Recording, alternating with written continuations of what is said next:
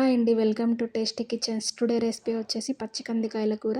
తయారీ విధానం చూసేద్దాం రండి. కుక్కర్ పెట్టి అందులో తగినంత ఆయిల్ వేసి హీట్ అయ్యాక కొద్దిగా ఆనియన్స్ వేసి అందులో పసుపు, కొంచెం పోపు దినుసులు యాడ్ చేయాలి. ఇప్పుడు ఒక టేబుల్ స్పూన్ అల్లం వెల్లుల్లి పేస్ట్, అలాగే కొంచెం కరివేపాకు యాడ్ చేయాలి. ఇవి బాగా ఫ్రై అయిన తర్వాత ఒక కప్ టమోటా ముక్కలు యాడ్ చేయాలి.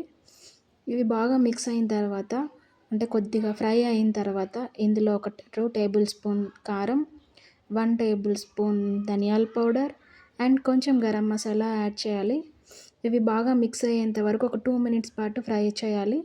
ఇప్పుడు క్లీన్ చేసి పెట్టుకున్న పచ్చి కందికాయలు యాడ్ చేసుకోవాలండి.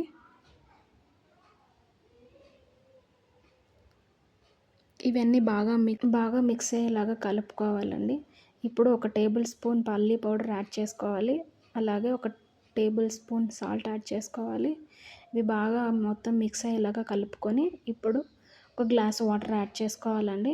అలాగే కొంచెం కొత్తిమీర వేసి 2 విజిల్స్ వచ్చే వరకు కుక్ చేసుకోవాలి. అంతే అండి, కర్రీ రెడీ అయిపోయింది. వేడి వేడి అన్నంతో తీసుకుంటే చాలా బాగుంటుంది. నచ్చితే ఒకసారి ట్రై చేయండి అండ్ లైక్ చేయండి, షేర్ చేయండి. Thanks for watching.